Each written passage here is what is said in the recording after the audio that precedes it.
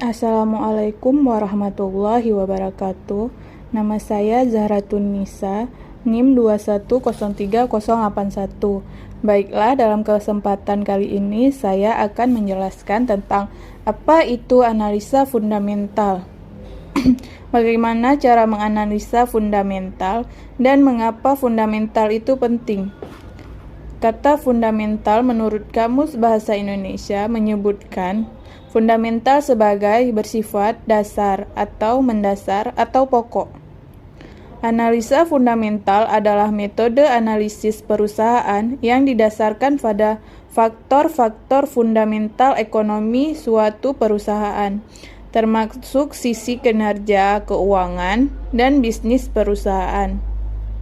Analisa fundamental adalah analisis yang digunakan oleh investor yang memiliki tujuan investasi saham jangka panjang dengan cara mengukur kinerja keuangan, kondisi ekonomi perusahaan, kondisi industri, dan faktor terkait, serta analisis terhadap ekonomi mikro dan makro. Fundamental perusahaan menjadi sangat penting bagi pihak-pihak yang terkait, terutama para investor sebagai pertimbangan dalam berinvestasi. Maka secara umum ada beberapa hal terkait dengan fundamental suatu saham yang akan mempengaruhi keputusan investor dalam membeli dan menjual saham. Yang pertama ada price to book value atau PBV. Kedua, ada price to earning atau PER. Ketiga, ada return on asset atau ROA.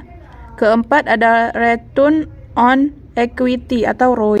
Kelima, ada earning per share atau EPS. Keenam, ada debt equity ratio atau DER. Ketujuh, ada dividend yield atau DY. Yang kedelapan, ada margin of safety atau MOS. 9 ada asset and liability atau yang ke-10 cash flow, dan yang terakhir ada kemampuan perusahaan membagikan dividen. Dividen adalah pembayaran profit perusahaan yang akan dibagikan bagi para pemegang saham yang sebelumnya sudah disepakati melalui rapat umum pemegang saham atau RUPS. Pemberian dividen ini menjadi tanda bahwa emiten pada kondisi sehat dengan cash flow yang solid. Bila kita berinvestasi saham, artinya adalah membeli perusahaan. Nah, itu yang harus kita pegang, bahwa kalau kita mau beli perusahaan, dasarnya apa? Sangat berbahaya saat kita berinvestasi di perusahaan, di mana kita tidak bisa membaca laporan keuangan. Membeli saham yang mana produknya harus diketahui. Kalau kita tidak mengetahui produknya, lebih baik tidak dibeli atau dihindari. Cari produk yang kamu ketahui. Melihat laporan keuangan dan belajar tentang rasio keuangan supaya tahu perusahaan sehat atau tidak. Mengetahui masalah-masalah yang sering terjadi di perusahaan. Analisa fundamental yaitu harus mengetahui bagaimana perusahaan yang ingin dibeli. Jangan sampai membeli saham tetapi tidak tahu perusahaan tersebut pekerjaannya apa saja. Profil perusahaan PT Telekomunikasi Indonesia atau perseroan. Biasa disebut Telkom Indonesia atau Telkom adalah perusahaan informasi dan komunikasi serta penyedia jasa dan jaringan telekomunikasi secara lengkap di Indonesia. Telkom mengklaim sebagai perusahaan telekomunikasi terbesar di Indonesia dengan jumlah pelanggan telepon tetap sebanyak 15 juta dan pelanggan telepon seluler sebanyak 104 juta. Telkom memiliki performa yang sangat baik dibandingkan para pesaing di subsektor telekomunikasi lainnya. Telkom adalah market leader di subsektor telekomunikasi. Penghargaan yang diraih oleh Telkomsel setiap tahunnya seperti di tahun 2019. Telkom memboyong lebih dari 20 penghargaan, termasuk di dalamnya IAIE Award 2019, Top Digital Award, dan lain-lain. Telkom bukanlah perusahaan yang asing di mata masyarakat. Bahkan mungkin sebagian besar dari kita menggunakan jasa dari Telkom untuk keperluan sehari-hari. Telkom merupakan salah satu perusahaan BUMN yang 52,09% sahamnya saat ini dimiliki oleh pemerintah Indonesia dan 47,91% dimiliki oleh publik. Telkom juga menjadi pemegang saham mayoritas di 13 anak perusahaan seperti PT Telekomunikasi Seluler atau Telkomsel, Telkom Akses, dan Telkom Metra.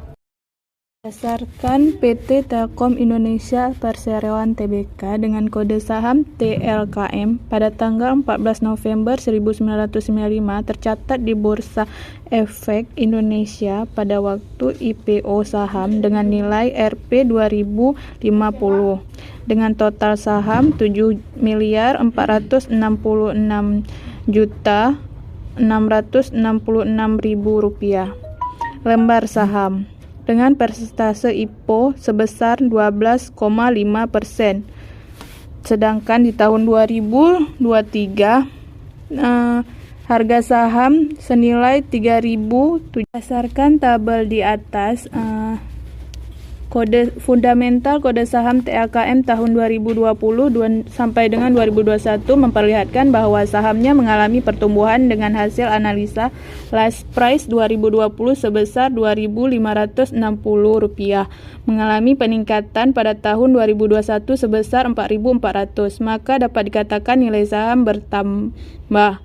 Total aset pada tahun 2020 sebesar 233 triliun, meningkat di tahun 2021 menjadi 246,5 triliun. Total equity-nya pada tahun 2020 sebesar 117,8 triliun, meningkat di tahun 2021 menjadi 118,8 triliun. Dapat dikatakan equity perusahaan bertumbuh. Net profit-nya pada tahun 2020 terdapat 16,6 triliun, meningkat pada tahun 2021 sebesar 18,8 triliun. Dapat dikatakan profit perusahaan bertumbuh. Equity per share atau EPS pada tahun 2020 mengalami peningkatan dari 168,30 menjadi 190,43 di tahun 2021, maka dikatakan pertumbuhan dikarenakan nilai earning per share lebih tinggi dari tahun ke tahun, maka perusahaan tersebut semakin sehat disebabkan profit perusahaan juga naik. Kesimpulan yang dapat saya ambil berdasarkan data income statement, balance sheet, dan fundamentation, maka dapat dikatakan kondisi keuangan perusahaan dalam keadaan sangat baik. Pada data fundamentation memperlihatkan last price, total asset, total equity, net profit, EPS, ROA, earning before insert, EBITDA mengalami pertumbuhan. Meskipun nilai price to book value masih lebih dari 1, yang nilai saham lebih mahal dari modal bersihnya. Hal tersebut masih dianggap wajar dikarenakan begitu tingginya minat para investor dalam berinvestasi dan mengoleksi saham dengan kode TLKM atau Telkom, sehingga menjadikan nilai saham bertumbuh melebihi modal bersih dari emiten. Berdasarkan dasar tersebut, saya dapat merekomendasikan saham Telkom ini untuk dijadikan investasi bagi pendengar sekalian. Baiklah, terima kasih. Hanya segini saja yang dapat saya sampaikan. Bila kurang saya mohon maaf. Assalamualaikum warahmatullahi wabarakatuh.